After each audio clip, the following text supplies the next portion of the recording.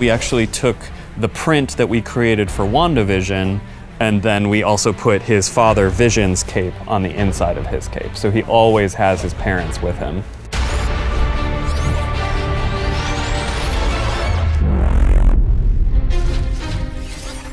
For Agatha, she's like an animal that needs a group but can't have it. And so we thought of her as a lone crow. We created this very unique lapel that sort of is like the way that feathers lay together. In the belt, there's little hints at crow's feet. This coat in particular I'm obsessed with because the lining is all runes. We created this graphic of a murmuration of birds, or crows in this case, and as they dive down, the birds start to transform into magic runes. From left to right, it's Agatha's journey on the entire show. A lot of work went into this really, really beautiful jacket, which is the Green Witch. It was as if she was wearing a blazer in the real world, and then she transformed it with all of these natural, organic elements. We kind of came up with an idea that because I'm the Green Witch and because I kind of control like plants and trees, and at any time like I could just like bloom a flower out of my hand. What happens next? This is Lady Death. And that is who the Green Witch reveals herself to be. She is actually death itself. In every costume that she wears on the show, we show a little bit of her ribs because we wanted to call attention to a silhouette that's introduced in the comics. There was a sense of like tectonic sort of molten rock movement. She just sort of froze it in time. There's actually this piece of real black obsidian stone as her black heart. You don't have a heart. Yes, I do. It's black. And it beats for you. And then we've got her cloak. It's like the hollow of a tree. And so that she is always sort of looking at you from inside this very natural space. Billy's costume, the teen. This is Billy's hoodie, which starts as navy blue.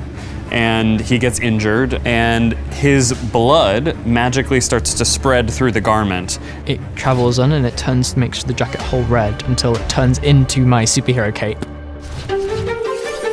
This is Wiccan, who is the son of the Scarlet Witch.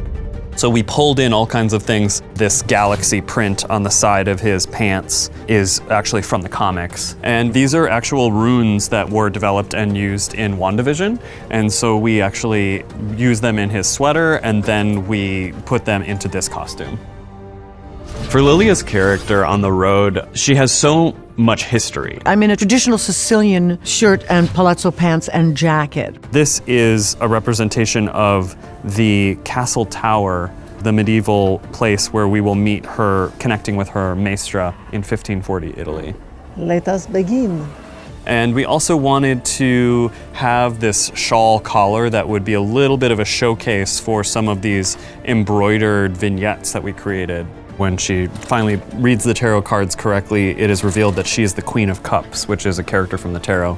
And then this is an empty proscenium because Patti LuPone, come on.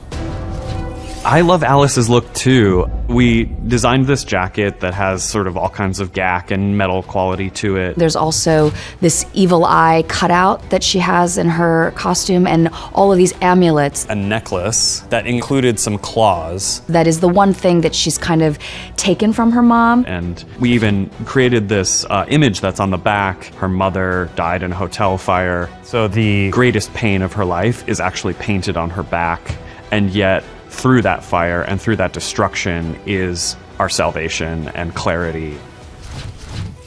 Jennifer Kale, what an interesting character. The print that's on her dress is many different small graphic elements of the potions that she either uses in the show or would use in her cosmetics. There's like hands that are bound by rope. This crystal chain piece also represents being bound and kind of locked up. The costumes really do tell a story, and I like that they added so much to the story with what they've created.